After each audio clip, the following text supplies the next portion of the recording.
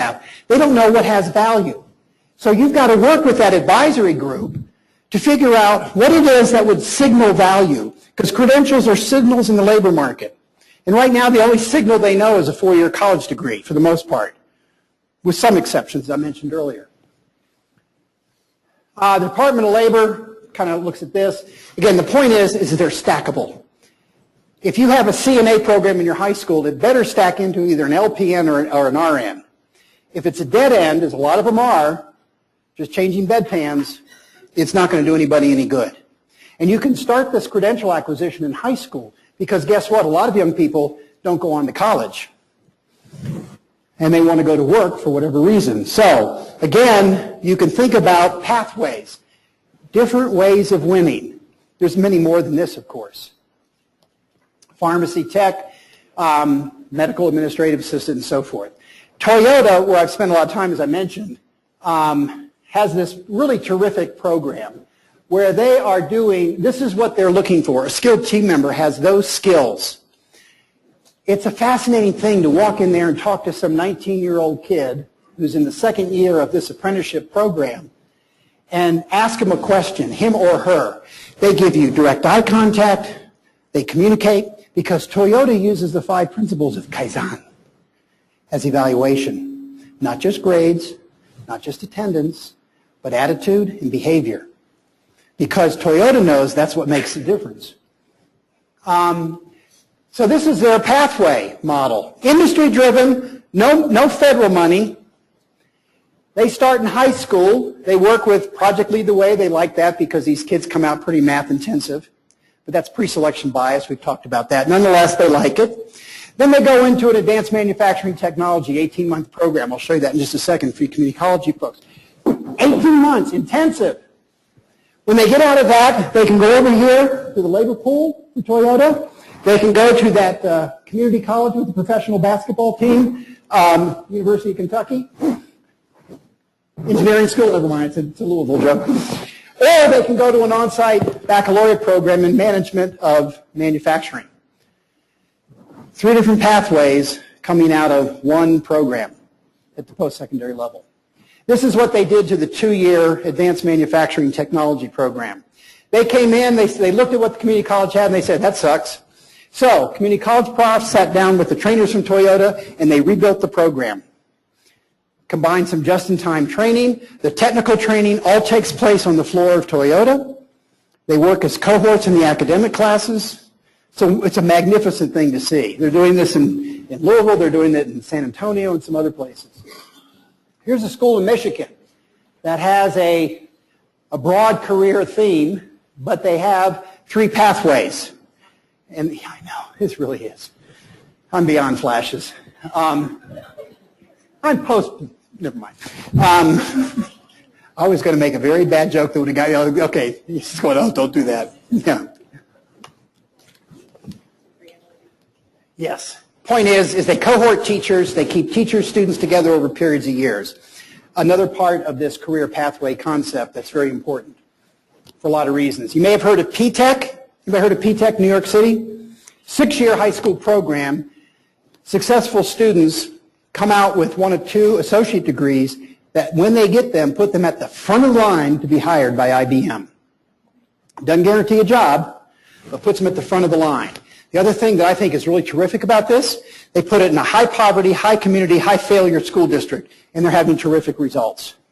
A lot of investment, but they're doing something unique and interesting, another kind of pathway. Then you got to look at your programs. So you build the system, okay? Get all those parts aligned.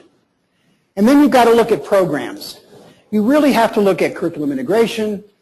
Take a look at the programs you have. And again, every system, every high school and college system has legacy programs.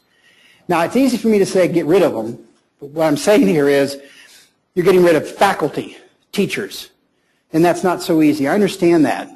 I understand the cost behind that. But you have to think about how you bring the existing programs up to industry-recognized standards, get rid of the stuff that doesn't fit anymore, and then think about what you add that's new. Now, you all are working with high schools at work. One of the things they're doing I think is really exciting, you should look at when you get a chance, is something they call advanced career. If you haven't seen it yet, ask Steve about it. What we've got to do is build relevance so we can answer the eternal student question. Why do I need this anyway? Schuyler is my resident philosopher. The teacher's usual answer will help you later in life.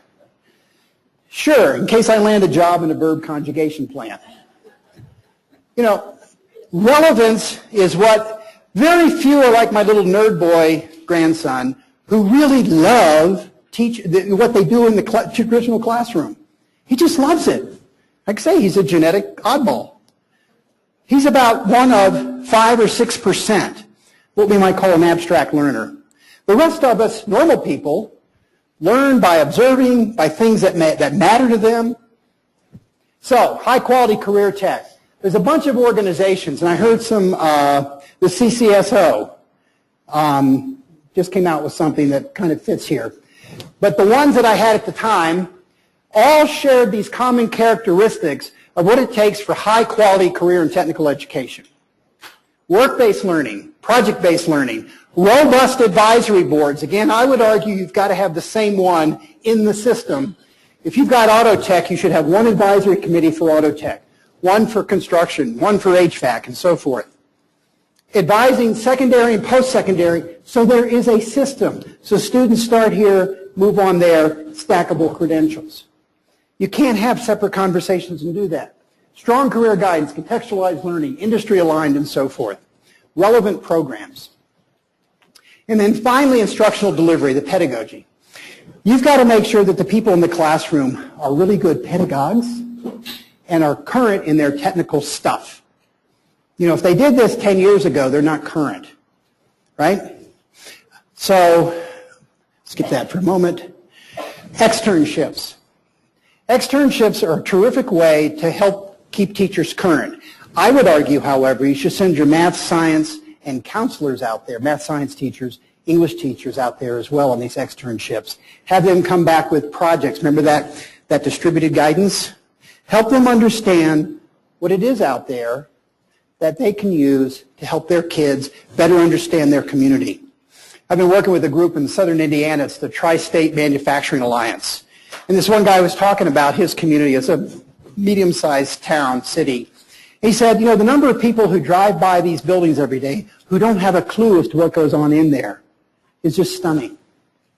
These kids need to know their community. And the teachers need to know the community and build that in to what the kids are thinking about in terms of their future selves. So, we've got to engage the kids, we've got to help them achieve, and we've got to enhance transition. Now, we've got a boy problem, a big boy problem.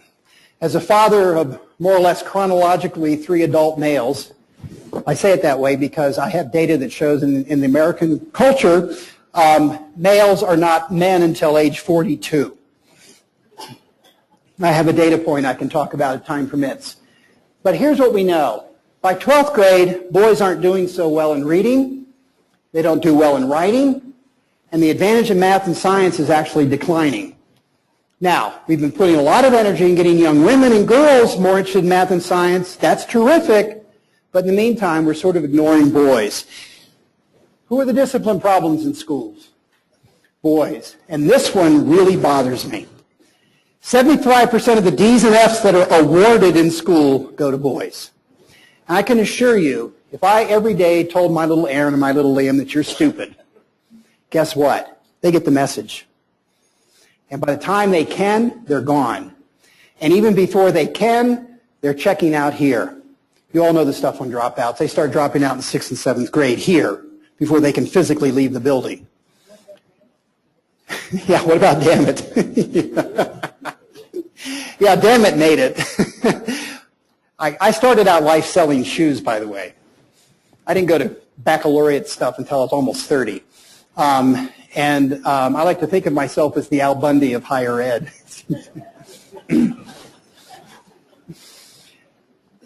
We know now that our education pipeline is shoving young men and boys out. Fewer boys finish high school, start college, finish college, start grad school, finish grad school. We're just shoving them out. We know this about career and technical education, however, and this is important. These are good data to share.